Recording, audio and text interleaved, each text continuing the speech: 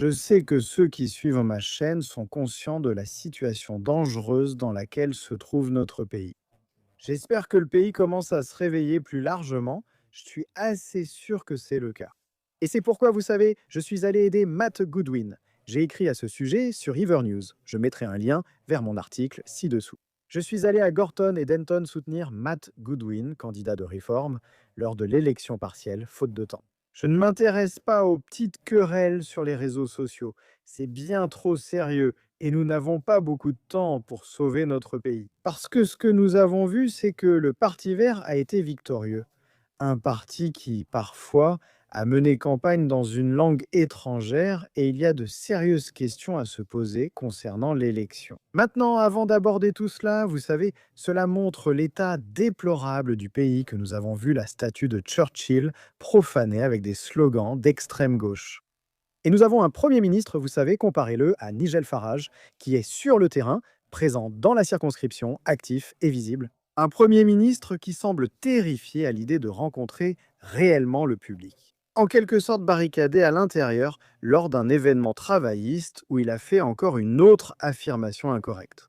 Vous le savez tous, car vous en avez discuté sur le pas de la porte. Seuls les travaillistes peuvent battre réforme à cette élection partielle. Soyons absolument clairs sur le combat dans lequel nous sommes, parce que c'est les travaillistes contre réforme. Seuls les travaillistes peuvent battre réforme dans cette circonscription. Et en décalage avec la réalité avec sa dernière intervention aujourd'hui. Les gouvernements au pouvoir obtiennent souvent de tels résultats à mi-mandat.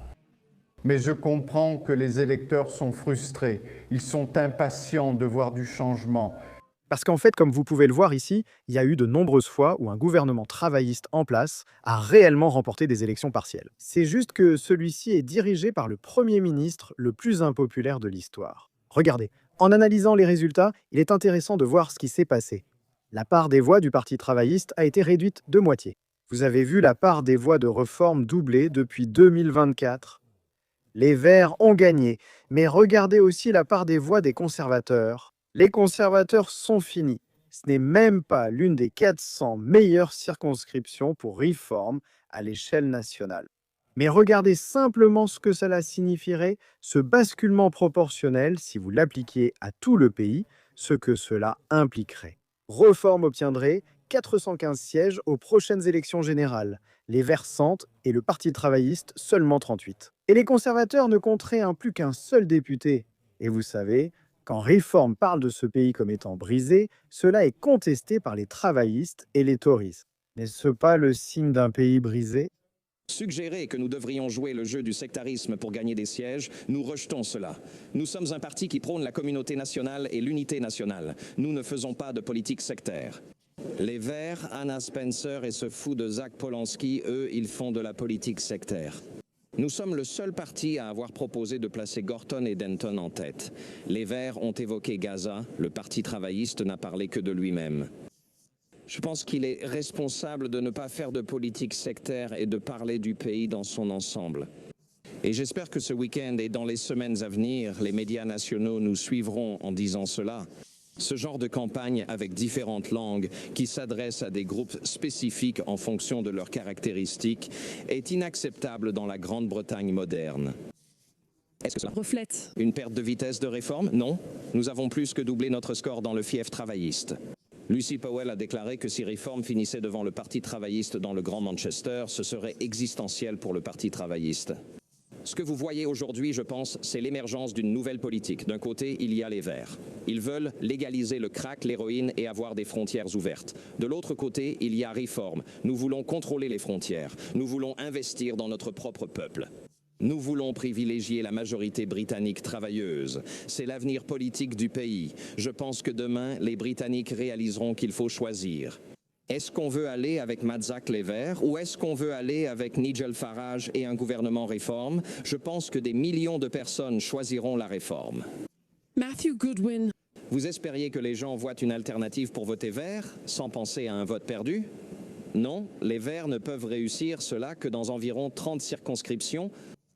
Il faut cette combinaison d'un vote musulman fort avec les étudiants. Réforme, nous pouvons obtenir ce genre de résultats partout. Donc ce que je dirais, Nous l'avons fait. Notre score a plus que doublé par rapport à 2024. On peut réussir ça dans chaque circonscription.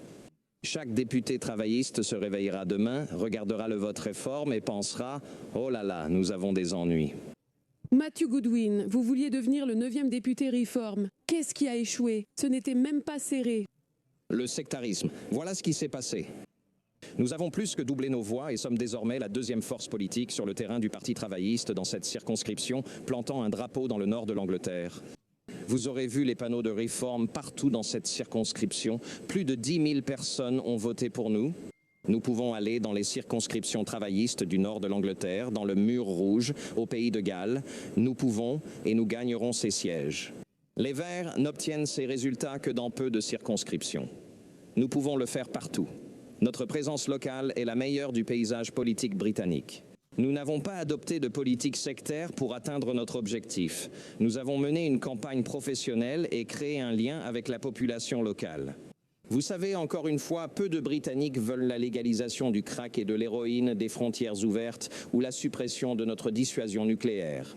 La raison pour laquelle les Verts ont gagné ici, soyons honnêtes, c'est exactement ce dont ce rapport mettait en garde il y a quelques heures. Le vote familial, autrement dit le sectarisme. On peut discuter du sectarisme et de son impact sur notre démocratie dans ce pays, ou faire comme s'il n'existait pas. Mais il est évident que cela se passe. Il parle de politique clivante.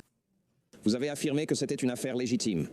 Je veux dire, c'est absolument révoltant que l'équipe d'observateurs ici rapporte, d'après les bénévoles électoraux, qu'ils ont vu le vote familial dans la grande majorité des bureaux de vote qu'ils ont observés, que 12% des électeurs qu'ils ont observés ont soit provoqué, soit été affectés par le vote familial. Et vous pouvez voir ici que leur équipe observe également un certain nombre d'électeurs en train de prendre des photos de leur bulletin de vote. Et un électeur a été autorisé à voter alors qu'il avait déjà été marqué comme ayant voté plus tôt dans la journée. C'est honteux. Donc, l'élection partielle de Gorton Denton est une victoire. Oui, c'est une victoire pour le vote sectaire.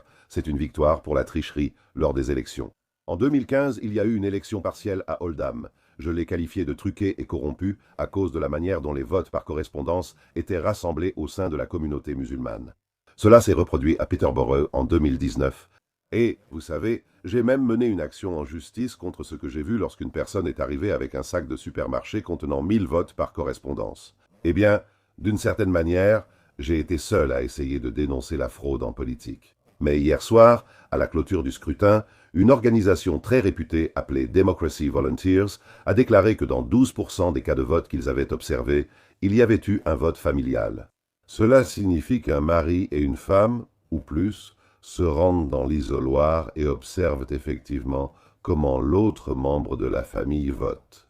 C'est illégal selon la loi et pourtant il semble que le Conseil n'ait rien fait à ce sujet. Il y a donc eu un débat sur la fraude électorale, c'est une très bonne chose. Mais je suis revenu sur ce thème. C'est le vote par correspondance qui fait l'objet d'abus massifs dans ce pays.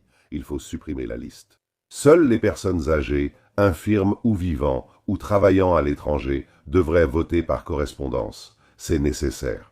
Qu'en conclure? Notre score était bon et je suis très content de l'avoir doublé. Les implications de notre vote sont que, dans tout le nord de l'Angleterre le 7 mai et ailleurs lors de ces élections, nous allons obtenir des résultats phénoménaux. Starmer a un énorme problème. Il est sur le départ. Il ne survivra pas longtemps après le 7 mai parce que la dynamique à gauche se dirige maintenant vers les Verts et les conservateurs. En 2019, ils ont obtenu 10 000 voix dans la circonscription de Gorton et Denton. Hier soir, ils ont obtenu 700 voix moins de 2%, leur plus mauvais score lors d'une élection partielle de toute leur histoire. Starmer est sur le départ. Le Parti conservateur est complètement fini. Il y a une gauche dure renaissante qui travaille maintenant avec une politique sectaire. Et enhardi par cela, la statue de Churchill à Londres a été vandalisée pendant la nuit, le traitant de sioniste et disant de mondialiser l'infotada. Nous avons de très gros ennuis. Et le seul parti qui combattra cela, qui renversera la situation, qui nettoiera le système de vote, c'est Réforme. Et donc j'espère que les gens se réveillent. C'est absolument clair, surtout en ce qui concerne le vote par correspondance. Pourquoi diable le vote par correspondance est-il disponible sur demande? Cela devrait être réservé uniquement à ceux qui ont réellement besoin d'un vote par correspondance. C'est un avertissement, je pense, concernant la sombre direction dans laquelle vous voyez le pays être entraîné. N'oubliez pas que le Parti travailliste et les Verts, toute leur campagne, une grande partie de leur campagne, visait à stopper réforme. Ces partis sont unis sur la question de la neutralité carbone. Ils sont unis dans leur volonté de ne pas stopper les traversées. Ils sont unis dans l'idée que la migration de masse est acceptable et ils veulent empêcher un gouvernement réforme d'arriver au pouvoir et d'apporter des changements radicaux rapidement. Notre pays est dans une situation très dangereuse en ce moment. C'est un moment critique. Mais écoutez, j'espère qu'au moins cette élection partielle servira d'avertissement pour certains.